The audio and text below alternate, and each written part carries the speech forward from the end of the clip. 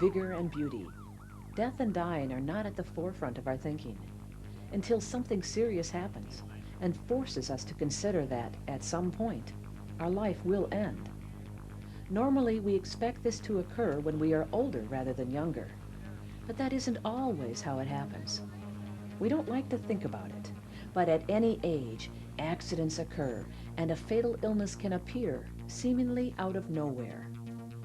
Nevertheless, for the young, thoughts of death are even more remote, and rightly so, because for most, there is a long life yet ahead, and death seems very far away. Young people do have fatal accidents, and do contract diseases that they will not survive or ever recover from. Still, most teens do not consider that they could die, and never think about the choices they do have about the end of their life.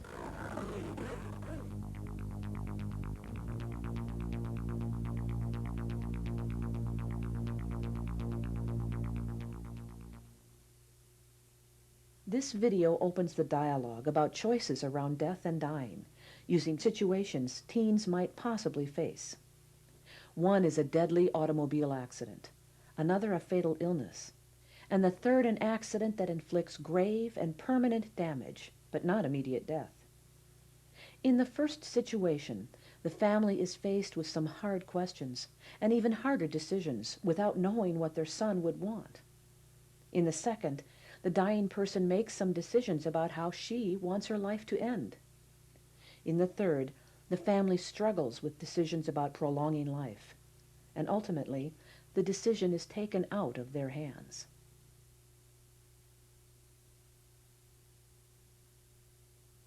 Kevin is a 17-year-old boy who has been injured beyond any possibility for recovery in an automobile accident.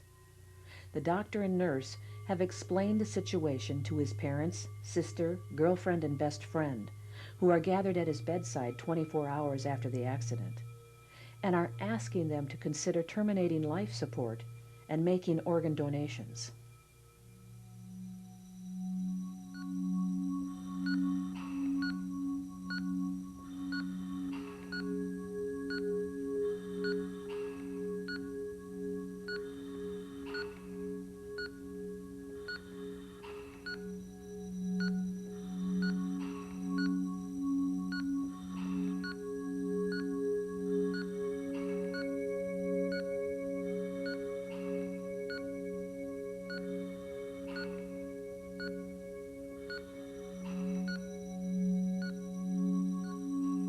Why don't we go somewhere quiet so we can talk?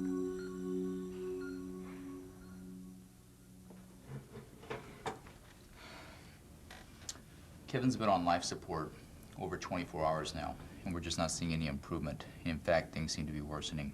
The nurses have been watching him closely. We haven't seen him breathing on his own, and there's been no movement at all.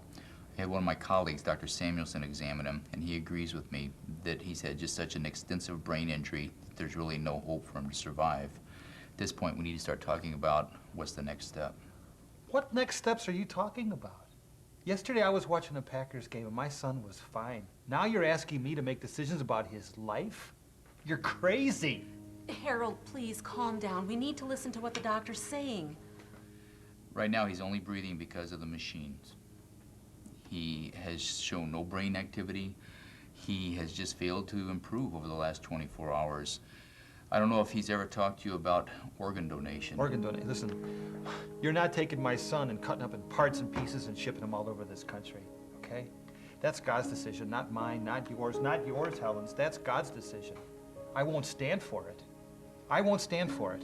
He's staying hooked up to that machine. I don't care if it's a day or a year. We can keep him on the machines for a while, but ultimately, his lungs are going to fill up with fluid, his kidneys will fail, he'll develop pneumonia or some other type of infection. And once that happens, his organs are really going to be no longer helpful for other people. Keeping him on the machines is really only prolonging his inevitable death. Dad, Kevin is dead, except for the machines. We need to accept that and start thinking about what Kevin would want. I think that he would want his organs given away to someone else. I know that it would make me feel better to know that his life meant something to someone else. I think, in a way, he'd still be alive. Look, Harold, this isn't easy for me either. Kevin is my little boy. God gave him to us to love and protect the best way that we can. Keeping him alive on those machines after the doctor's already said he's dead is not loving him the best way that we can. Maybe God gave us this decision to make because it's time to let him go. I don't think God would want him on those machines. I don't think Kevin wants to be on those machines. If God wanted him to live, he'd be making him better. The doctor says he's not getting better. He's getting worse. I don't know what God wants any more than I know what Kevin wants. All I know is we can't make this decision. We can't make this decision. It's not ours to make. Kevin is dead. I want to turn off the machines and give his organs to somebody who can use them. I'm sure he'd like that. This is a very hard decision. It's probably the hardest decision you'll ever have to make. If it would help, I could get some information about organ donation for you. I can also call your minister or anyone else that you'd like to have here with you while you're thinking about all of this. I don't think he'd want his organs donated. Once we saw a movie where some guy died and had his organs donated, and Kevin said that was creepy. He said when he dies, he wants to be floated on a raft and be food for the birds. I don't think he'd even want a funeral. I agree with Margie. I mean, Kevin thought death was the end of everything. He once even said to me that he thought funerals were stupid. I don't know, I just don't think he'd want such a big deal made out of this. I guess. I think he might even want to just die alone. I'm not making any decisions about when he dies, or who gets his heart, or lungs, or kidneys. I don't know what Kevin would want, and I'm not going to make that decision. That's not going to be on my conscience. You know, it could be on your conscience. It's not going to be on my conscience. That's up to God. You don't go in and just maim a dead body. He's not even dead yet. He's dying, Harold. That's not going to change no matter what we do. I don't see that we have a choice on the machines. Those machines, he's just going to die anyway. Maybe something good can come out of all this. We have to at least think about it. That accident destroyed his body, but his organs, if we can give his organs to some people that can use them, I don't see how that can be a bad thing.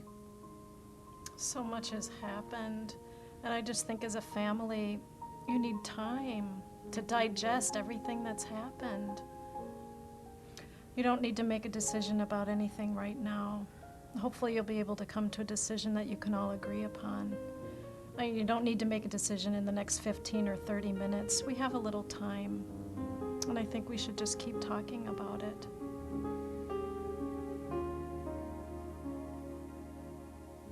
There is an almost infinite amount of technology available to prolong life beyond the point when we might, if left to our own devices, simply die.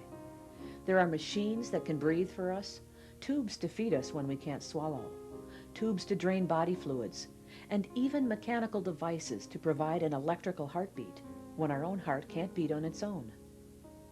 However good these devices are at helping us to live longer, sometimes the life we would have under these conditions is not what we would want. And under these circumstances, someone else is faced with the responsibility for deciding if the machine should be continued or shut off, resulting in death. As you can see, this is a very difficult decision for loved ones to make, especially when they don't know what the patient would want. It is possible to make a legal binding document that details your wishes and names the person to act in your behalf, to make the necessary medical decisions if you are incapable of making them yourself.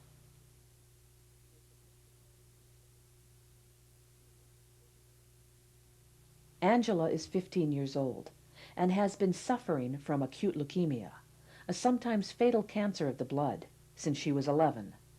She has undergone a bone marrow transplant as well as several rounds of chemotherapy during these 4 years, but has been unable to sustain a remission for more than a few months.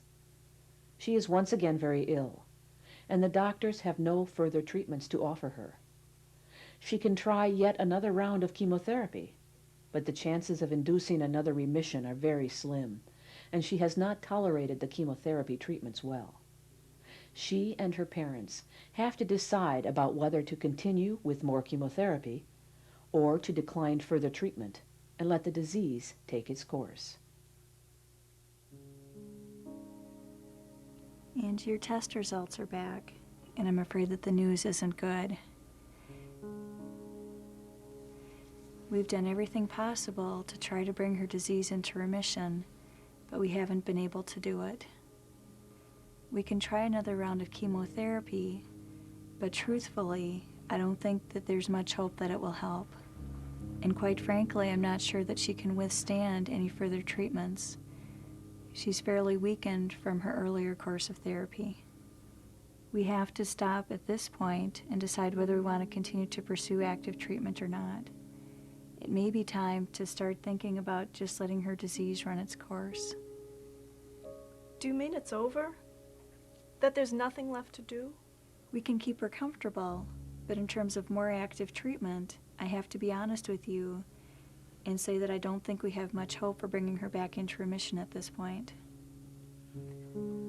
So you're telling us our girl is going to die? After all we've been through, she's going to die anyway? I'm sorry, I wish I had more to offer you at this point. You said there were more therapies. I think we should try. I can't give up until we've tried everything, till the end. Mom, I'm so tired.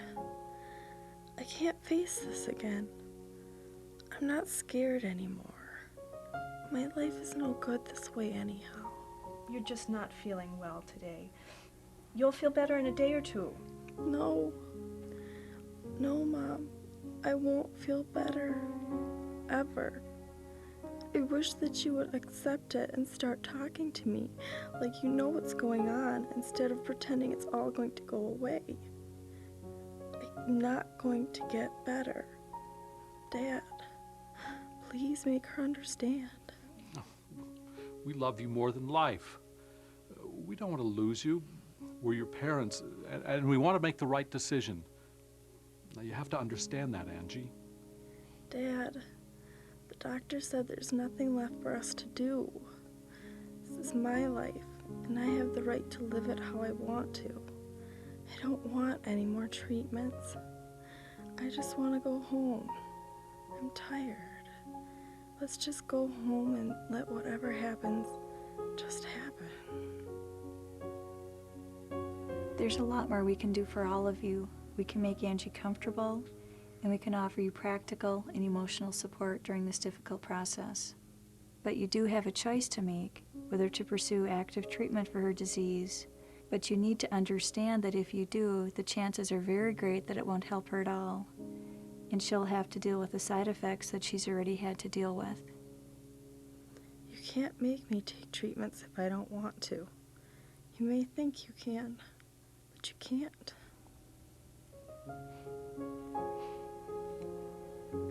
Are you a mother? Yes, I am. And I have a daughter. And what would you do in this situation? I would find it every bit as difficult as you. No parent ever wants to face something like this. We don't ever want to talk about dying with our kids, any more than kids want to talk about dying. They're young and they're full of life, and they don't think they're ever going to die. And unfortunately, I know all too well that they do. And I think Angie has come to that realization too. I think what it comes down to is quality of life. It's true we can keep people alive on machines, but are they truly living?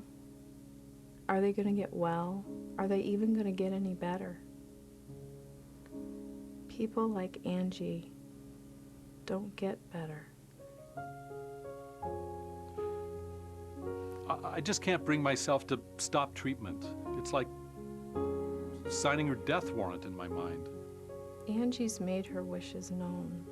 She doesn't want to do the treatment anymore. She wants to be allowed to let her disease run its course. She wants to die.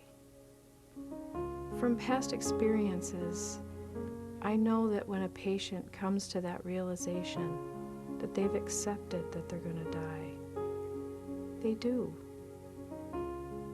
And I think your real decision here is whether you're going to support the decision she has made or not. What she's really asking for is you to make this easier for her. I just can't do this. I can't agree to just doing nothing and letting her die. Losing someone is very difficult, and it's very frightening. And you're going to feel things so deeply. Your loss is going to be something you grieve for the rest of your life. There's lots of bumps and ups and downs in your road. I'm not telling you it's going to be easy. It's going to be a smooth road, because it's not.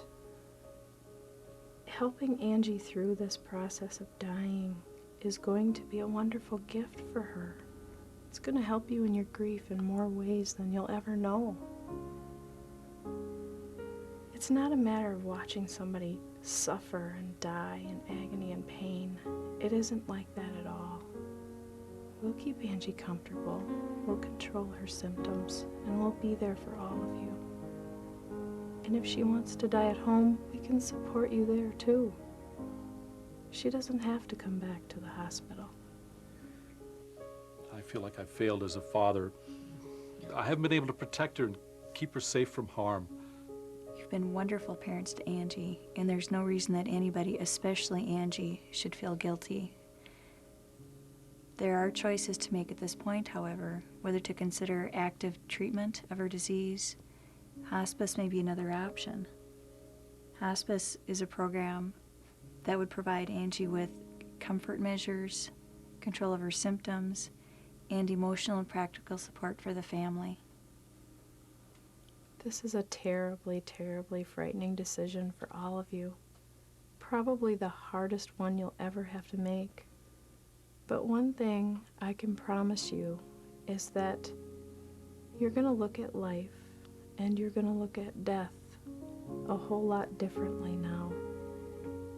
Eventually, you may even look back on this and be grateful for the time you were allowed to spend with Angie in her life and in her death. You can't begin to understand, but someday you will.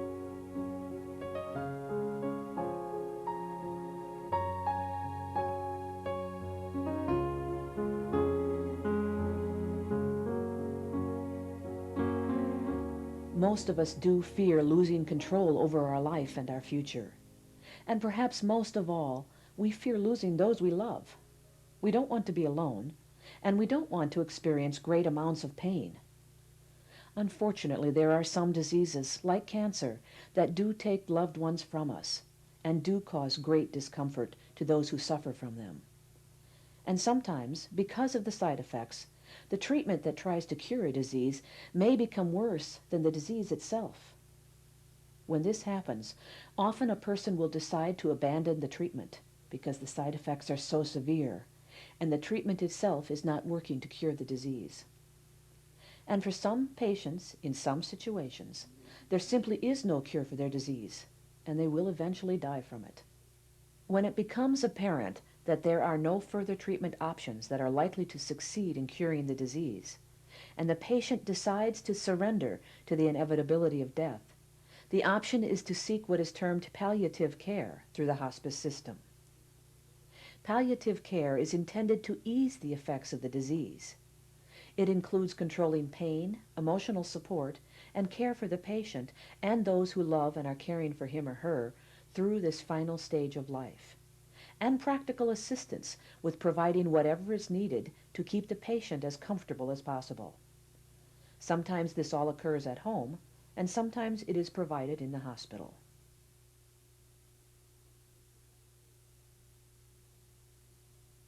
Andrew has been severely brain injured in a diving accident and currently is on life support. But there is sufficient brain activity to suggest that at least some recovery, however unlikely, may eventually be possible. His parents, sister, and best friend are faced with making decisions about the direction of recovery efforts, despite a discouraging long-term prognosis, and without having any clear sense of what Andy would want for himself in these circumstances. The options available to choose from include sustaining life through all support systems available, cutting back on life support and seeing what happens, or cutting off support altogether.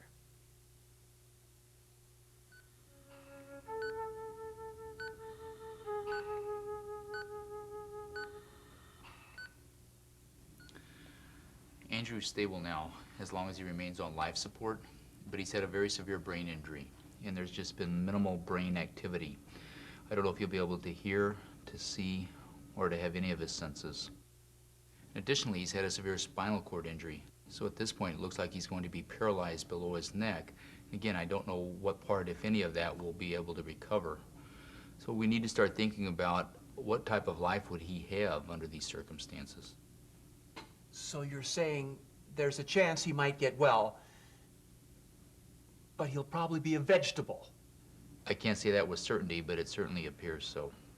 He's just had minimal improvement and minimal function. I just think that we need to start making some decisions, and I think you have three choices. One would be to continue the life support as it is. The next would be to cut back on the life support and to see what happens. And the third would be to turn off the life support and allow him to die. It becomes a quality of life issue, and I don't know what you would want for your son, and I'm also not sure what Andrew would want for himself. Andy was always the very best at everything he did. It's difficult to imagine him not being like that anymore. He's my baby. As long as there's a breath left in me, I will not let him die. Andy loved life too much. I don't think he'd want to. I'll take care of him. I love Andy too. I'll help take care of him. Miracles happen. He might get better someday. I'm not afraid to see what's gonna happen. He might surprise us all. No way, man. Andy'd hate not being 100%. You're keeping him alive for selfish reasons and not thinking about Andy at all. He's been my best friend since the first grade. I don't want him to die, but I don't want him to live like some unconscious animal. That's way worse than death. Remember how Andy helped take care of Grandpa? Andy never minded that he had to help him do things when he couldn't do them for himself. He just stepped in and he did what needed to be done. He said he had fun with Grandpa right up to the very end. Andy never minded that people weren't perfect. I don't think Andy would mind if he's not perfect. And we don't know. He might recover. We don't know that he won't. There's a hell of a difference between being 80 and having difficulty getting around and 18 and drooling, for God's sake. Andy was never very upset when Grandpa died. I don't think he's afraid of dying. I don't think he's afraid of anything. And the doctor says that even if he gets well, that his life won't be very good. His mind and his spirit, they're gone completely. There's nothing left of those parts of him. They've already died. All that's left is a body, and even that is far from being completely alive. I gave Andy life, and I am not going to be the one to take it away. Everyone's life has value somehow, somewhere. I can't believe that Andy's life won't have value, even if he's not the way he used to be. This is a hard decision to make for all of you. A lot of things to consider, so let's sit down and talk about it together.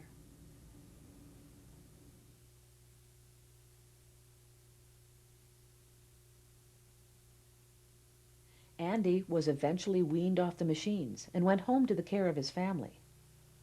Despite heroic efforts by his family to care for him, over time he does very poorly and is back in the hospital for the 7th time in 6 months, suffering from pneumonia and deeply infected bed sores. His nurse notices that he seems to be indicating that he wants to die. And once again, the family is confronted with the decision about sustaining his life or letting him die.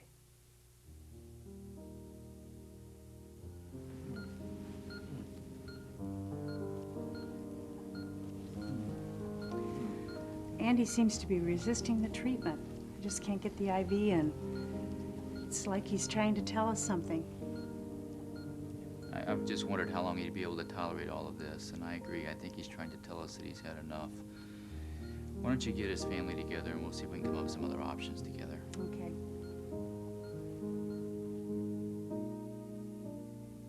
Andy's acting differently than he has in the past. It's like he's resisting treatment. I've always been able to start his IV when he comes into the hospital, and now he doesn't want it. It's like he's refusing everything. What do you mean? How can he refuse? Well, it's understandable. He's acting differently than he has in the past. And he's been in the hospital 7 times in the last 6 months. We have to think about what he wants, not what we want. I really think we need to talk about some other options, like trying to keep him comfortable and really letting him die naturally. We really believe that Andy's trying to tell us that he's had enough. Well, he sure as hell hasn't had any kind of a life lately. 9 months ago, he was vigorous and healthy, handsome, full of life. Now I don't even know what I'm seeing. I don't even recognize him. I think if I were him, I'd rather die too, rather than look forward to nothing other than this forever. I tried to take good care of him. I tried so hard, but no matter what I did, he just wouldn't get well. But I don't believe that Andy wants to die. Mary, you've done everything you can. You've taken good care of him in the home.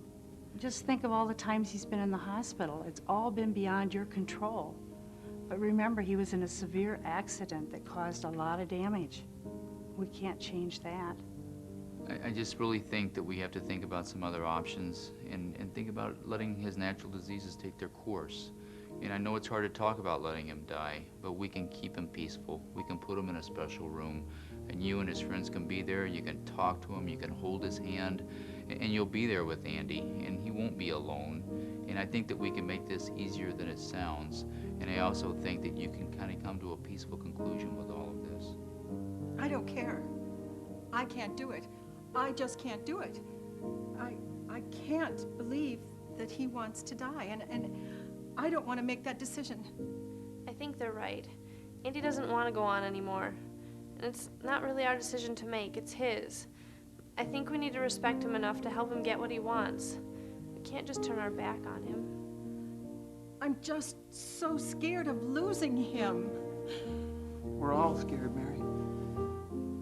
But the way I see it, we can't force Andy to walk down a road that he doesn't want to travel any longer. I don't think it's right either. As you think about it, remember that there's a lot we can do to help you all deal with this. And I think that Andy has been trying to tell us what he wants, and I believe that we can get him to help us in making this real difficult decision. Andy, your folks and I are really having a tough time trying to help you direct us in how you want to live your life. And we think that you're trying to tell us that you don't want treatment for these infections anymore. And I can assure you that we will keep you as comfortable as we possibly can. You won't be alone, and your family can spend time with you. We won't give you medicines that will only prolong your life or that you don't want. We won't leave you alone, and Andy will be with you all the way.